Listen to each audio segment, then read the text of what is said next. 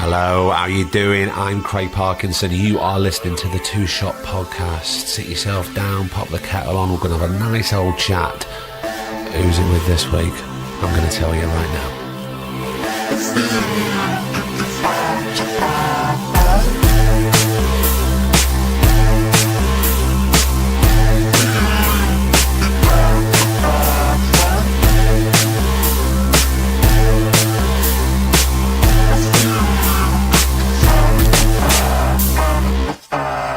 Here we are, we're all together again. Thank you so much for downloading and subscribing and joining us. It's episode 22. I've got some good news and I've got some bad news. Well, I say bad, I say good. Right, so episode 22 this week.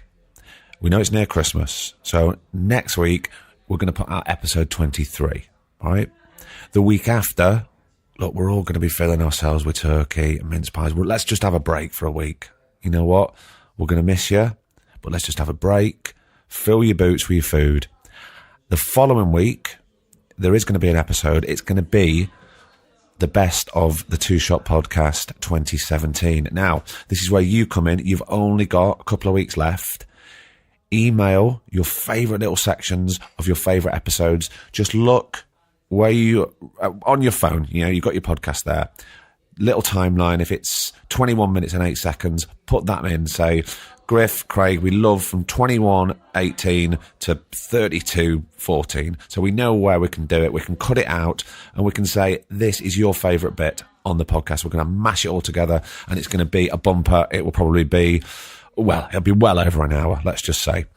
And then normal service will be resumed in the new year. Okay? So that is what's going on for the next few weeks. This week, episode 22, what did we do? Myself and the ever brilliant producer Griff, we travelled to Home in Manchester, which we've been to a few times. It's a fantastic venue. I don't know if you've been there. Go check it out. There's theatre there, there's cinema, and if you fancy a lovely coffee or a pint, get yourself down. We went over there because episode 22 is with the quite brilliant and lovely Andy Sheridan. I first worked with Andy around 9 years ago. We were on a film together. And since then, he's become a husband and a father and an award-winning playwright, which he's going to tell you about. It's a nugget of an episode, a little piece of gold. Strap yourself in. It's only, I think it's just over 30 minutes. I loved spending time with Andy and I'm really grateful that he came on. Let's have it. This is episode 22 of the Two Shot Podcast with Andy Sheridan.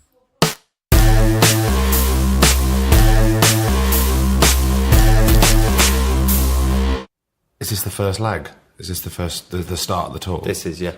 It's nice to be back in the hometown to kick good. It off. Or? It's good because I'm normally working at the Exchange. That's kind of like I've worked there quite a bit. Yeah. I've worked here once before, but it's good to. It's a bit weird because we rehearsed in London for 4 weeks and then we came here to open it. So it's just a bit mad. It's a bit schizophrenic to rehearse somewhere and then open in a completely different city, especially your home city. Of course, yeah. It's just a bit weird. Well, at least you got your home comforts. I have, yeah, but it's also that thing. When you're away, you can be really selfish, do you know what I mean? Yeah. When you're at home, I've got my little 3-year-old girl and then you've still got to do dad duties, like getting up at 6 a.m. and getting up in the middle of the night and all that sort of stuff, so, you know. But was it, where did you grow up in Manchester? So I was born in Wythenshawe and I grew up in Timperley, home of the great Ian Brown and Frank Sidebottom. So, yeah, I grew up there, went to school there. How was school life for you? It was good. I mean, it was weird. I was a bit of a slow developer, kind of like, intellectually, really. So I kind of didn't really learn to read or write until I was about 7. It was just something that never kicked in, do you know what I mean? It wasn't any sort of medical condition? No, I don't think it was. I was just... I just didn't get it. Do you know what I mean? I just didn't quite get it, and I kind of learnt to write before I could read. Right. In a weird kind of way, and It's weird. Says a lot, doesn't it? Yeah. But my older brother was like super intelligent, and round here where I grew up, they still had the 11 plus. So I was my brother was super brainy, and now he's a consultant cardiologist. But for me to be in the middle, I was kind of written off at kind of the age of 6, saying, "Oh, he's not going to pass his 11 plus. He's always going to be pretty thick, and he's not really going to get to do anything." At that age? At a really young age, yeah. Because my little boy's just turned 6 at the moment, so he's just started every week. Yeah. Every Friday they have to do a spelling test. Yeah. I don't remember. Yeah, I did, but I remember cheating. I remember cheating on my times tables on my spelling tests. Oh, yeah, cheating on my times tables, definitely. Yeah. But I just copied what everyone else was writing. Yeah. You used to do that thing where you where you put your arms like that on the desk, curl your hand round. Secretly looking at what are you looking over? Yeah, waiting to copy my work. Yeah. And because of that, did you find school, certainly primary school, tough? Or Not really, because I just kind of did other stuff, really. I kind of kept myself entertained otherwise, really. Were you sporty? No, I wasn't particularly sporty. What did I actually do in school? I can't actually remember what I actually did, but I'd make stuff up. I know I did that. I remember telling everyone that I was in primary school, even though I was like Mancunian, blatant Mancunian. I made up lies like I was Canadian. I was really Canadian, and they weren't really my family. My dad was a musician, and he used to have this thing. It was like a stamp that you could put on like music to make tablature music, and he used to stamp it on my ankle, and there was like little boxes in it, and I used to tick it off. And I told everyone that I'd been selected by the government, that when aliens arrived, that I was one of the people that would be saved, not be tested on. Yeah. Oh my God. Weird stuff like that. So I was pretty weird as a kid, I imagine. But I don't think that is weird. I think this is all very telling because already the seeds are started. It's starting from a very early age. Yeah. It's like you saying before then that you kind of learned to write before you could read, which I'm sure we'll get onto later on. Yeah. And then, have you got brothers and sisters? So I've got an older brother and a younger brother, course. so I'm in the middle. Right.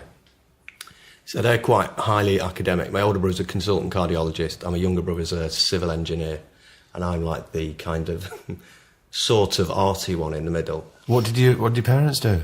My dad had he had a really successful, he was part of the rag trade in Manchester, so he had a series of factories in town. Right. He had a fashion company, a denim company called the British Jean Corporation, which I always take the piss out of him now because it sounds like some branch of like Combat 18 or something like that. So he did really well, and he kind of had sold jeans and denim and clothes and stuff all over the north and northwest, like over in markets and shops and stuff like that. And did really well until he wasted all his money on like Rolls Royces and Jaguars and rare foreign coins and stuff like that turned out to be worth nothing. And the essential stuff that you need. Do you know what life, I mean? Yeah. So instead of buying the factories that he was offered before the regeneration of Manchester, that he was offered at a really small price that would have made me and my brothers extremely wealthy, he decided not to and wasted his money on worthless things. Gutted. Yeah. And what did Mum do? She looked after us, but then she looked after old people. She was like she worked in old people's homes, and she became a home help. They're both retired now. Right. And when you started secondary school, were you doing extracurricular stuff? When did the drama sort of kick in for you? I started doing drama. I started doing drama when I was in my last year of primary school before I went to secondary school, and it was me and my best mate.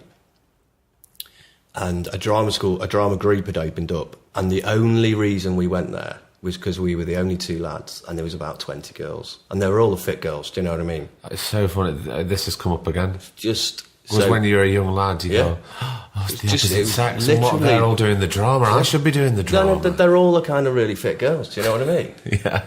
So we just went because it was a way of spending more time with them, and then he wasn't really that into it, but I kind of got more. I got more into it, and I got more into it because we entered some kind of festival and we did a play, and I won like an award of like best young actor of 1992 or something like that. Right, and how old were you then now? So that was I'm 41 now, 1992. So that was just as I was secondary school, I think. Right, okay.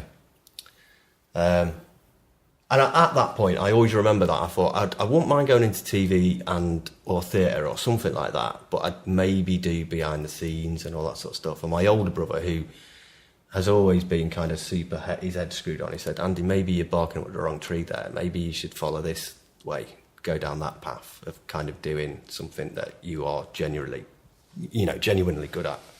And that was the first time I thought, oh, maybe I could do this. Do you know what I mean? Maybe this is the job that I could do. So how great that an older brother would be so supportive. Yeah. Usually it's like the opposite way around, isn't it? When the older brother says to you, you can't do that, but you're wasting your time. I'll beat crap out of you, yeah.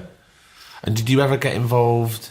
Was the drama at school, in your secondary school? Where was secondary school for you, by the way? Secondary school was, it was in Timperley, it's called Wellington Secondary School. So it was just a secondary modern. But there was, no, there wasn't any until we got into third year, but I left that school and went to another secondary school because my mum and dad thought I could do better at another school. And I only spent 6 weeks there and went back to my original school. Really? Yeah. How did you find that? Because it was horrible going to this new school because everyone had already made mates, do you know what I mean? And I hung around with this really strange... The only person who kind of would talk to me was this lad called Charles Horton. He was a top character, but he used to spend the weekends dressing up as an old man and going into car showrooms, pretending he was like in his 60s, so he could get car magazines. He was proper barking mad. He used to write on a ruler. Do you know what I mean? Really weird. So and I got into a bit of trouble there, and so I ended up leaving there after 6 weeks and went back to my original school, and it was the best thing that happened to me because I just went back and thought, this school is amazing. I can do really well, and I actually flew then. I actually kind of, I did well. So you went back to that school and you were flying, and you found it. You were totally back. You were accepted with the friends and everything. Yeah. I was totally accepted by everyone, and obviously you were happier. I was happier, yeah, and I did really well. And weirdly, I don't know what had happened in that 6 weeks from being away, but I came back just kind of being a little bit cleverer, and I don't know how that had happened. I don't know what had happened, but when I came back, for some reason, I was just really good at history. I was really good at English. I don't know whether it was being away and learning that this place that I'd gone to wasn't right, and you were obviously unhappy at the other school. Yeah, I don't know what it was, but you feel more confident. I was really confident, and I went on to be head boy at that school. Did you? I think I was the only head boy who smoked. Do you know what I mean? And the teachers all knew that I smoked, but they and I was always kind of gobby and opinionated, and I never wore the uniform. I always kind of had my take on the uniform. I always wore braces and boots and stuff like that. But I was always kind of different. Do you know what I was? Just a little bit different, but they kind of respected that because they knew that they kind of embraced my individuality as well. Oh, incredible! Because usually at school it's completely the opposite. Yeah. Everything is uniform. I was lucky. And was drama on the syllabus at your school? It was, yeah. So when I went back, I did performing arts. It was. So it was kind of everything. Do you know what I mean? But most of it was drama. And I was still doing the drama group as well outside of that. Oh, you were still carrying on with the extracurricular? Yeah. Was your mate who wasn't that into it, was he still doing it as well? No, he got kicked out. Oh, did he? Yeah. What would he get kicked out for? He got kicked out because he met the woman who ran it. He lived next door to her, and she found out that Anthony, who was my mate, was selling her son cigarettes, and she just lost it. So we can bleep names and everything. No, it's fine. It's fine. I'm sure she's forgiven him. Yeah. And did you feel there was even though at secondary school, on the syllabus, it was classed as performing arts, and you were doing extracurricular drama, did you see a difference between the two? Or were you getting equal measure out of both of them? I think the one at school was a bit sharky, really. It was just I did it just because it was like an option on the syllabus. Do you know what I mean? I probably got more out of the one that I did because we did full productions. Do you know what I mean? Of plays. So I probably got more out of that. Whereas the one in school was probably jack of all, master of none. Yeah, it was just make a video about something, or in a roundabout way. Probably because the teachers didn't even understand or care or have any passion for it. No, not at all. And when was there a point where you thought to yourself, "Oh, yeah, I think this is the route I need to go down now. This is what's going to happen"? Was there a point at school?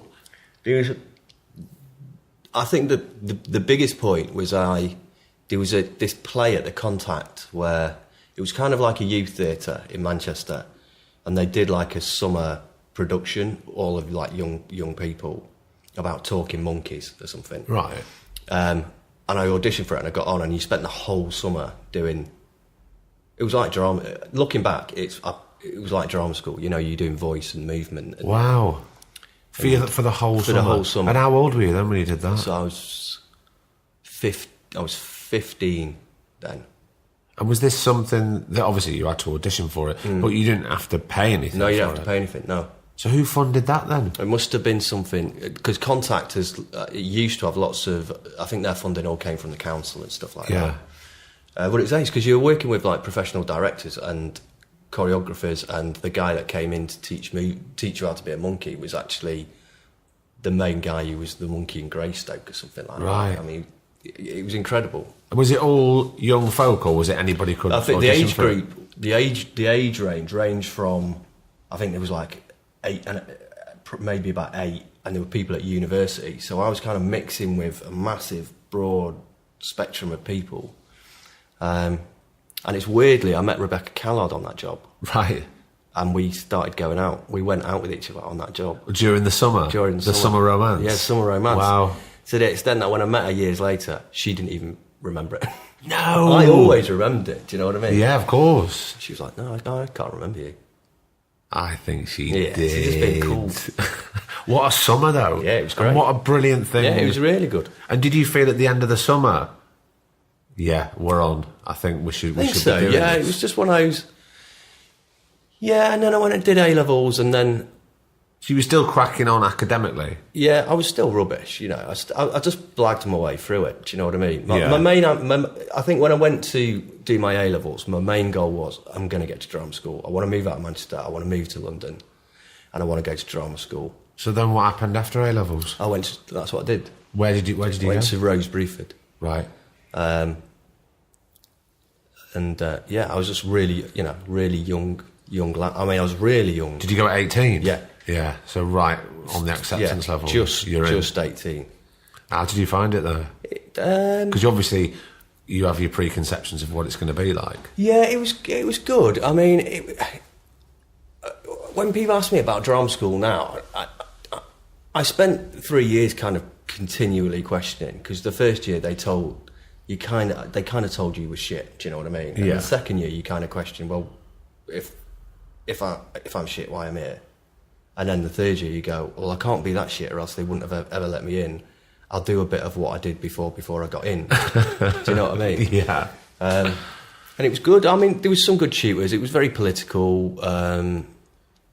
They sacked some of our favourite tutors. We took over the college. We did a sit-in. We taught ourselves for like 2 weeks. We barricaded ourselves in. Really? Yeah, it was. Carnage. Yeah, it was carnage. It was just people fucking left, right, and centre. Yeah. But it was good. It didn't do any good. None of the tutors got reinstated, but sometimes you got to just make a stand. Yeah, it was good. It was it's on the news and everything. Was it? Yeah. What year was this? Like 90? So that was 96? 95. 95. Yeah.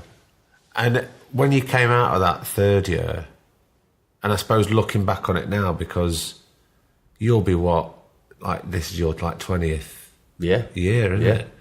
Do you look back on it with good memories? Or I do, because I made some really good mates. Do you know what I mean? And it was just a really good laugh. I spent the whole 3 years drinking and getting drunk, really, and doing things that you're not really meant to do. Yeah. But which you do at that age. Of course. And that was probably more of an education than the education than what I got at drama school. and the people that I met, and I can actually trace where I am today to my last day of college, to the person that I worked with on a play at drama school who suggested me to Simon Stevens, and that started my relationship with Simon Stevens. It still goes on to this day, for 20 years. And he suggested me to people who I still work with to now, to this day. So I can really trace where it all started to. Because that's what I want to talk about, really. When did the playwriting come into involved? Really late on. I didn't write anything until I was early 30s. And why? Just because I was out of work. Right, so you're backed into a corner. I was just kind of... I'd got to that stage where I'd worked quite a lot in theatre, and then I was on that transition age between... I can't really play... Because I used to play teenagers right up until my 30s. And I was at that transition age where you can't really get away with playing teenagers anymore. So those parts sort of dried up. And I got to know loads of playwrights as friends, and one particular, Robert Holman, who is like one of my best mates, is a fantastic British playwright. I'd be on the phone to him every day, and he'd just say, just write a play. Yeah. And this competition in Manchester, this Bruntwood playwriting competition started. And I just wrote, not thinking about where it was going to get to, what it was going to do. And I just wrote one page, and then I'd write another page, and then it turned into a scene. I'd write another scene, and by after a bit, I had a play, sort of a play. I didn't know whether it was a play or not, or whether it was any good. And I just entered it, and it just progressed through the competition, and ended up winning it. Yeah. Congratulations. Yeah. It was brilliant news. I remember when I read about it, I thought that is fantastic news. Just kind of, Did you feel nervous showing someone your written work for the first time? Yeah. Who did you show it to for the first time? I showed it to Robert Holman.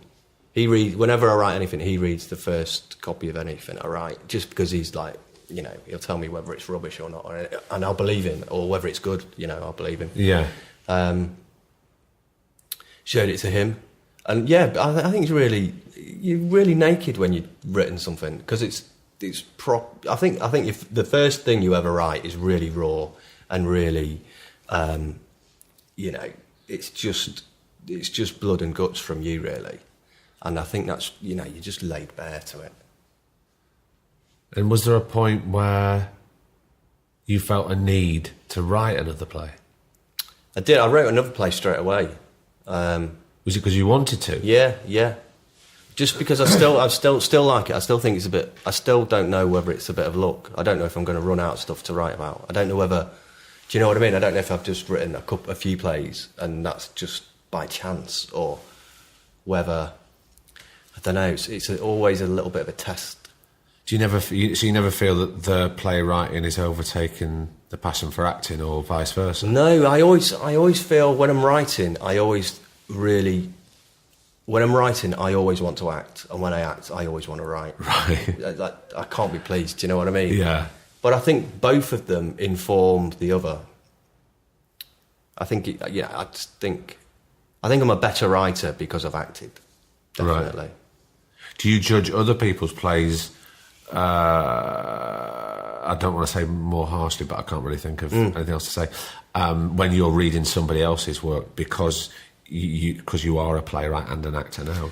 I don't judge you.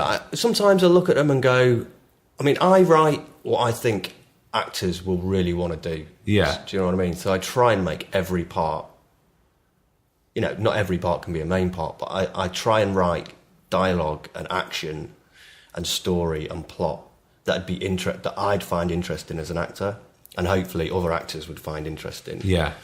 And I think that's a really lucky position for me to be in. I think there's loads of writers out there who haven't had acting experience, who are very good, but I just don't think they approach it from that sort of angle. So do you think in that respect... No, actually, I won't ask that question. What I will ask is, the reason I asked that question about you judging another play by being a playwright is because as actors we read scripts all the time, and sometimes the dialogue is clunky. Yeah. Because we're an actor, we know how to speak dialogue. The rhythm of dialogue. Yeah, totally. I think you'll know, the amount of scripts that you get, and you can read a few pages and you can kind of go, I'm not really sure about this. Yeah. And I think that's the same with plays, really. I think sometimes you can. Certainly, I can. I think we all can. You do read those first few pages and you go, but I'm going to carry on. Yeah. And then you're pleasantly surprised. Yeah. Or you're not. Yeah. It's Yeah. like, Yeah. But it's like the start of somebody once said to me, if you're going to go and buy a book, if you fancy it, make sure you read the first page before you leave the bookshop, and it'll just give you something. And if you think that first page is good, then you know. Of course, it's a gamble, but I think like that's with everything. Yeah. And do you feel a need when you're not acting to get the computer out or the pen and paper or to be creative? Yeah, I do. I'm always tinkering around, but it's the problem is now is time, is because I'm now asked to write more and I'm asked to act more. It's about fitting them all in together. And of course, this job takes me up until beginning of December. I've got two play deadlines during the middle of this. Have you? I've got to deliver a play to the Royal Exchange by the end of November, and I'm already late on a deadline for a play. It's kind of finished, the other play, for the National Theatre of Sweden. So it's just finding the time. I find it really hard to kind of cut my brain off. I can't, to multitask different things. I find it really difficult. I've got to now, though, because I've been paid for it. And plus you're being a dad. Yeah, exactly. And you've got to finish this tour. Yeah. So this tour takes you up to December. Yeah. So it's not. It's quite a short space of time, isn't it? Yeah. Have you ever felt or thought to yourself, when times are hard, yeah, I'm done now with this acting? So I have gone through times, yeah, and I did go through a time where I was gonna jack it all in, and I was gonna become a gardener, because I really like gardening, and I thought I really enjoyed it. So maybe I could make a bit of money out of it, but then because you really enjoyed the acting, and you want to find something that doesn't feel like work, that you have a love for, And how do you deal with the lean times? I've been quite lucky over the last few years. It gets hard. I think having Betsy now, things change when you become a dad. Yeah, completely. And it might be old-fashioned, and it might be the era that I grew up in, but there is that kind of, it's ridiculous, but that kind of idea that you've got to provide. Do you know what I mean? Well, it ceases to become about yourself, doesn't it? I mean, you've got your priorities change, and it's like, well, I've got to do that because I've got to make sure I've got that school uniform, or I've got that meal on the table. Yeah. So I don't know. I have been lucky, but it's feast or famine. It's a big cliche, isn't it? But you've just got to kind of. That's why I take on more writing work. That's why because you just got to keep on. There's always people coming up behind you. There's always the new. Yeah. This industry loves the new, don't they? Yeah. And you're only the new for a certain amount of time before you can be replaced by the next one. And do you feel a greater sense of control with the playwriting? I think so, yeah. I mean, depending on what the project is, I'm lucky because most of my commissions, I can get to write whatever I want, which is good sometimes, and sometimes it's not so good because you haven't got any boundaries, so I create quite mad worlds, and everything's quite big and theatrical and complicated, and so that's good. And so the play that I'm writing for the Exchange is the first ever adaptation of anything I've ever done, so I'm adapting Wuthering Heights. Oh yeah, for them, which is good for me because there's a story there, and I know what I've got to do. Yeah. But there's freedom in it of how I'm going to interpret the story, and And was that your first adaptation? Yeah. Did you approach it differently? Kind of. Only to the extent that I know what the story is. I don't have to create the plot points of A to B to C. It's all there. So it's a little bit easier, but it's also a little bit harder because you want to try and make it your own as well. And with a story that everybody knows. Yeah, and it's a love book, innit? And I think what I'm doing to it, I think if you're going to do an adaptation, you set yourself up for a bit of a bit of a, you're going to get slated regardless, especially with a book like Wuthering Heights, because people love it as it's in its purity. And when you try and adapt a book to a stage, it's never going to be as pure as its initial source. But I think I'm going to get hammered for it. Please don't say that, Andy. Well, no.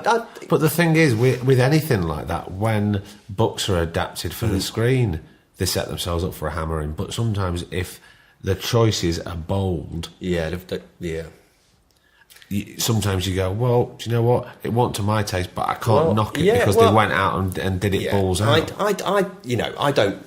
It doesn't really bother me what people think of it. It's about the experience, really. As long as I get, it sounds selfish. As long as I get something out of the adapting of it, I don't think it does sound selfish at all. No, I think that's exact. Because, we speak about this a lot, and certainly people do on the podcast, about the lack of control as an actor. But that's why I wanted to know about the playwriting process, because you haven't got somebody else breathing down your ear. I mean, of course, does this happen when you pop that play into the exchange? Obviously, they're going to come back with notes for you. Yeah. And how do you deal with that? Is it, no, that's what it is, and I'm not changing it? Well, it's difficult, because everyone will give you notes. So my writing agent gives me notes, which I properly take, and they'll give me notes, and then everyone you give it to read, another writer, that you trust, or an actor will give you notes, and there comes a point where you've just got to be really courageous about what you've written, and brave. Do you know what I mean? Yeah. And you've got to take responsibility for it as well. Yeah. But I don't know. Yeah, they're cool, and they know what I'm doing with it. I'm coming at it at a completely different angle of Wuthering Heights, and they're cool with that. They're on board with it. So That's exciting. yeah. So next year, hopefully, that'll be on. Right. Yeah. Do you ever fall out of love with the world, with the acting world? Yeah. I think. Yeah. I mean, I think all of us do at some stage. Yeah, I agree.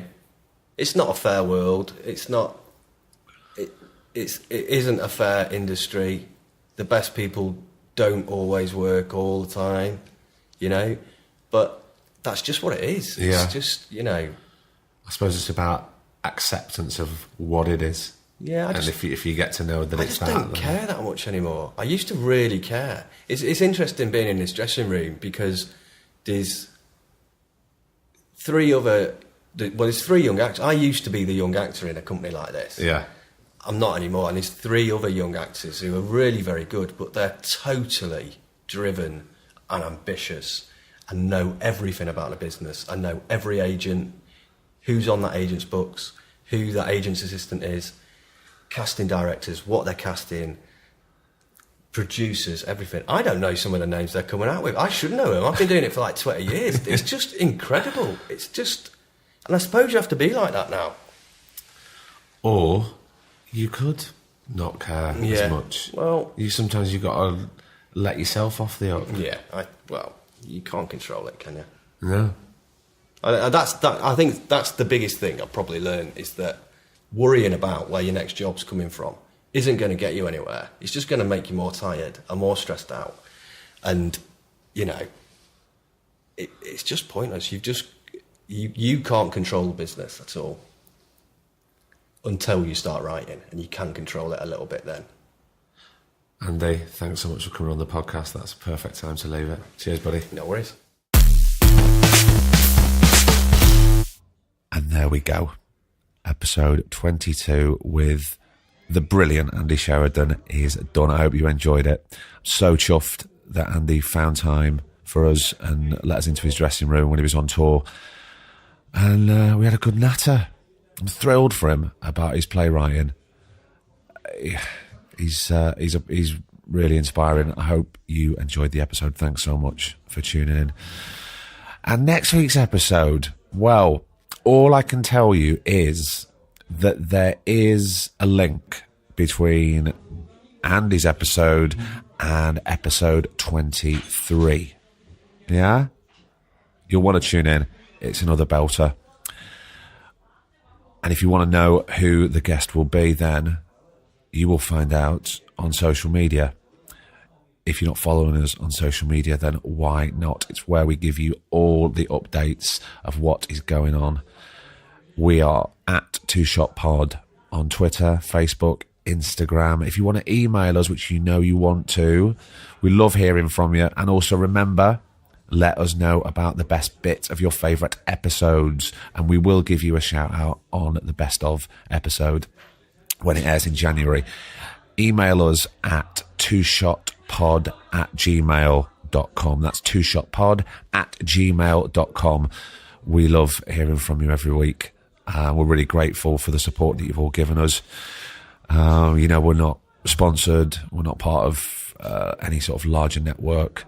And, we're grateful for all the guests that we get on, and chuffed to bits that you're joining us. Honestly, you've made our year.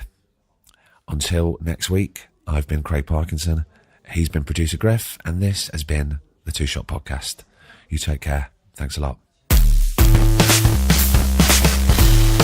The 2Shot Podcast is presented by me, Craig Parkinson, recorded and produced by Thomas Griffin for Splicing Block. Our brilliant music is courtesy of Then Thickens. Cheers.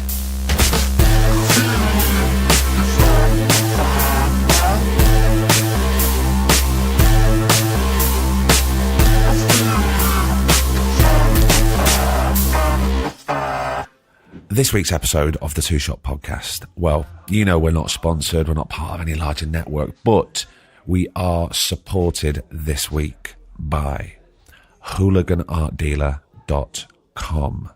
Okay, what is it, you say? Click on it. Are you a big fan of Noel Fielding from the Mighty Boosh? Well, go to hooliganartdealer.com. You could purchase some art to fill your walls and make you smile. Or, indeed, make you a bit scared. Whatever your bag is, go to hooliganartdealer.com, take a look, see if there's something there that tickles your fancy. That's hooliganartdealer.com, who have supported this week's episode of the 2Shot Podcast.